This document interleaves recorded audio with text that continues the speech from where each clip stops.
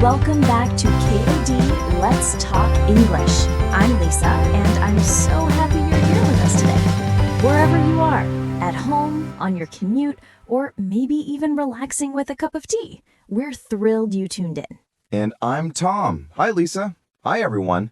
It always feels great to be back with another episode. And let me tell you, today's topic is one of my absolute favorites. I'm honestly excited like a kid who just found an extra fry at the bottom of his bag.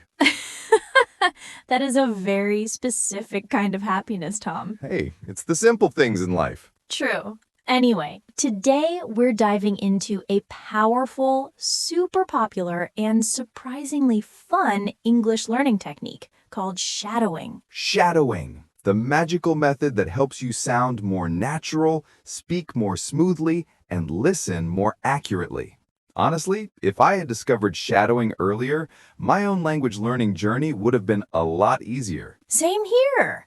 And for those who are hearing this word for the first time, don't worry, we're going to break it all down for you. What it is, how it works, why it works, how you can start using it today, and how to avoid common mistakes. Yeah, we've got a lot of good stuff lined up for you. And as always, we're bringing the friendly, cozy, study with us vibe. Before we jump in, everyone, if you enjoy our podcast or find it helpful, please make sure to hit that subscribe button on KOD Let's Talk English. Yes, just one click for you, but it helps our channel grow so much. And it lets us make more episodes for you. And if you're listening on YouTube, don't forget to give this episode a thumbs up. You may think it's a small gesture, but it tells the algorithm, hey, these two people are actually helpful. And also, feel free to drop a comment. Tell us where you're listening from or what topics you'd like us to cover next. We read every single comment. We love hearing from you. Your questions, your struggles, your funny stories, everything. All right, Lisa. For anyone who's new to shadowing, can you give a quick explanation? Of course. Shadowing is basically a technique where you listen to English audio and repeat it out loud at the same time, trying to match the speaker as closely as possible. So you repeat immediately, like a shadow following right behind someone. Exactly. You don't wait, you don't pause, you don't stop to think about grammar. You simply follow the speaker's voice, their rhythm, their melody, their pronunciation, almost like you're performing a duet with them. A duet with your favorite native speaker. That sounds fun already. It really is. And what makes shadowing special is that it's not passive learning. You're not just listening, you're not just reading, you're speaking, listening, thinking, and imitating all at the same time. It's like an English workout for your brain, tongue, and ears. Let's talk benefits. Why do so many language learners, including us, love shadowing? First, pronunciation improvement. When you try to match the speaker, you start noticing details you never paid attention to before, like the TH sound, linking words, reduced sounds, or even stress patterns. Yes. For example, native speakers say want to like wanna. They say going to like gonna. You don't learn that from textbooks, but you do notice it when shadowing. Exactly. Secondly, it improves your listening comprehension because you're not just hearing the sounds, you're actively producing them. This trains your ears to catch nuances and makes fast English easier to understand. It's true. After shadowing regularly, you'll suddenly start thinking, wow, I can understand conversations that used to sound impossible. Third benefit, fluency. Shadowing forces you to speak without stopping, without overthinking the grammar, without hesitating. You get used to the natural speed of English. It's like teaching your mouth to move smoothly. You stop sounding robotic and start sounding more natural. And fourth, intonation and rhythm. English is a very musical language. We go up, we go down, we stretch some words, we clip others. Shadowing helps you internalize all of that. Yes, English without intonation is like singing happy birthday on one note. technically correct, but emotionally dead. That's actually a perfect description. Okay, so let's say one of our listeners wants to start shadowing today. What should they do first? Step 1, choose suitable audio. Start with something not too fast and not too difficult. If it's too advanced, you'll feel overwhelmed. Think beginner or intermediate podcasts, clear YouTube videos, or even English learning channels like us. Yes, we're definitely shadow friendly. Step 2, listen once without repeating. Just get the general idea. What's the topic? What's the mood? What's the speaker's pace? A warm-up for your ears. Exactly. Step 3, shadow short sections. Don't try to shadow 5 minutes in one go. Start with one sentence, then two, then maybe a short paragraph. Short and sweet, like a small English snack before the full meal. Step 4, repeat multiple times. Shadow the same sentence again and again. Each repetition reveals something new. It's like watching a movie twice. You always notice details you missed the first time. Step 5, increase difficulty gradually. Once the short parts feel comfortable, move on to longer clips or faster speakers. Shadowing is like leveling up in a game. Start from level 1, not level 99. Step 6, record yourself. I know it sounds scary. Nobody loves hearing their own recorded voice. True. The first time I heard my voice, I thought, is that me? I sound like someone who hasn't slept in 3 days. Oh, but it's incredibly useful. When you compare your recording to the original speaker, you immediately hear what needs improvement. And the good news is, you don't have to show it to anyone. It's just for you. Step 7, be patient and consistent. Shadowing is powerful, but it's not magic. It takes practice, just like playing an instrument or learning a sport. Slow progress is still progress, and consistent practice always wins over perfection. Lisa, how about a quick example? Just something tiny for fun. Sure, I'll say a sentence and you shadow me right after. Ready? Always ready. Learning English is a journey, not a race. Learning English is a journey, not a race. Not bad. You matched the rhythm nicely. Thank you. Thank you. I'll be signing autographs later. Just kidding. There we wrap up part 1. Let's talk materials. What should beginners use? For beginners, slow-paced podcasts, ESL channels, audiobooks with clear narration, and short news designed for learners. And for intermediate learners? Interviews, YouTube videos with natural but clear speech, longer podcasts like ours, TV clips with understandable dialogue. And advanced learners can go all out. Yes, documentaries, debates, TED Talks, movies or series with fast, natural speech, and native podcasts with slang and idioms. The idea is simple. Start easy, move up slowly, and always enjoy the process. If in part 1, you already know the basics of shadowing, what it is, why it works, and how to start using it, now in part 2, we're going to go even deeper. That's right. We're now moving into the practical side. What actually happens when you try shadowing? What challenges will you face? And how can you overcome them? Think of this part as the survival guide for your shadowing journey. Yes, the shadowing battlefield. But don't worry, you're not going alone. We're your friendly English learning tour guides.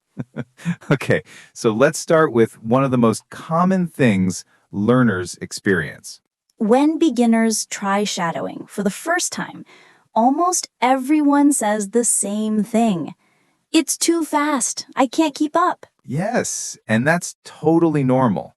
When you shadow a native speaker, you're trying to match a pace that you're not used to yet. It's like running behind someone who's already warmed up while you're still stretching your legs. That's a great analogy. But here's the important message. Don't try to be perfect at the beginning. Exactly. You don't need to match every word, you don't need to shadow everything, and you definitely shouldn't panic if you fall behind. The goal is not perfection. The goal is exposure, feeling the rhythm, getting your mouth used to producing English sounds quickly. It's like learning to dance. The first time you try, you'll step on your partner's feet. A lot. But eventually, you start moving naturally. That's what shadowing does, helps your speaking movement become natural. Now, here's something fascinating about shadowing that people don't talk about enough. Shadowing improves the connection between your ears and your mouth. Yes, most learners think listening and speaking are two separate skills, but they're deeply connected. When you shadow, your brain has to process what you hear instantly and then send instructions to your mouth to produce the same sounds. It's like a real-time audio muscle coordination exercise. Imagine juggling, but instead of balls, you're juggling sounds, rhythms, and intonation. And the more you do it, the stronger that connection becomes. That's why shadowing helps you speak faster and listen better at the same time. One of the biggest mistakes learners make is focusing too much on individual words. Yes, English isn't just a collection of words. It's a melody, a flow. Exactly. When you shadow, try to imitate the overall shape of the speaker's sentence. Are they rising at the end? Dropping? Stretching? Emphasizing? For example, listen to this. I didn't say he stole the money. Depending on which word you stress, the meaning changes completely. Right. Let me demonstrate. I didn't say he stole the money. Someone else said it. I didn't say he stole the money. I never said it. I didn't say he stole the money. Maybe I implied it. I didn't say he stole the money. Someone else stole it. See? Same words, different music, different meaning.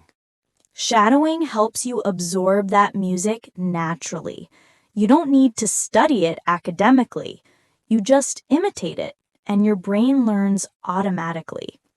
Now, let's talk about another common moment during shadowing. You're shadowing smoothly, and suddenly you get lost. Poof! The speaker goes too fast, or you miss a word, or you hesitate. Then you feel like you failed. But here's the secret. Getting lost is part of the process. It's not a mistake. It's expected. Yes, when you get lost, don't stop the audio. Don't rewind immediately. Just jump back in.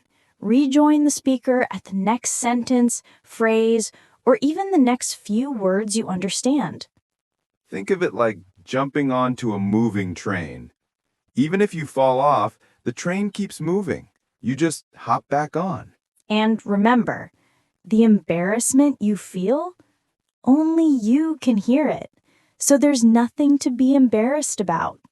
Let's introduce a technique we love teaching, micro-shadowing. Ah, yes, the tiny but powerful version of shadowing. Instead of trying to shadow long audio clips, micro-shadowing means focusing on very short phrases or sentences. For example, let's get started. Can you repeat that? That sounds great. Hold on a second. You shadow these small bites many times until they flow effortlessly. It's like learning piano. You don't play an entire song immediately. You practice one bar or one melody line at a time. Exactly.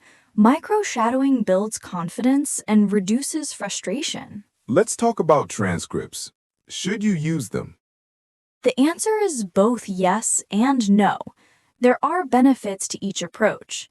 Shadowing with a transcript, it helps you understand every word. It helps you check pronunciation. It's great for beginners.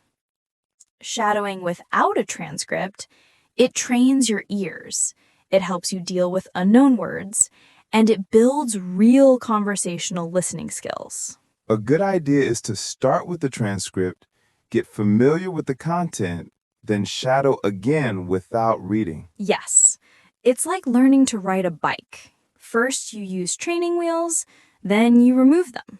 Now let's talk about something deeper, not technical, but emotional. Oh yes, the psychological side of shadowing is very real. Many learners feel shy or embarrassed to speak out loud. Some feel silly repeating after a native speaker. And others are afraid of sounding bad or making mistakes. But shadowing isn't about sounding perfect. It's about practice. I always tell learners, you don't get fit before going to the gym. You go to the gym to get fit. That's a brilliant analogy. Thank you. Occasionally I come up with good ones. The point is, shadowing is your practice gym, your training time. It's a safe space where mistakes are allowed. No one is judging you. No one is listening. You're literally practicing with yourself. We mentioned this in part 1, but now let's go deeper. Recording yourself is so valuable. I know it feels uncomfortable. The first time I recorded myself speaking another language, I was shocked. I thought, why do I sound like a confused robot? But it's actually one of the fastest ways to improve. When you record yourself and compare it to the original audio, you become aware of mispronounced sounds, missing linking, flat intonation, choppy rhythm. And once you notice these things, you can correct them bit by bit. It's like looking in a mirror when you work out. It helps you fix your form. Exactly. That awareness equals improvement. One of the keys to success is consistency. Shadowing for 10 minutes every day is better than shadowing for 2 hours once a week. Yes, just 10 to 15 minutes daily can transform your speaking. It's like brushing your teeth. Short, regular, effective. And because it's such an active technique, even a short session gives you a lot of benefits. You don't need a huge plan. You don't need fancy equipment. All you need is an audio clip, earphones, your voice, and a little courage. And maybe a cup of coffee. Everything's better with coffee. Optional but recommended.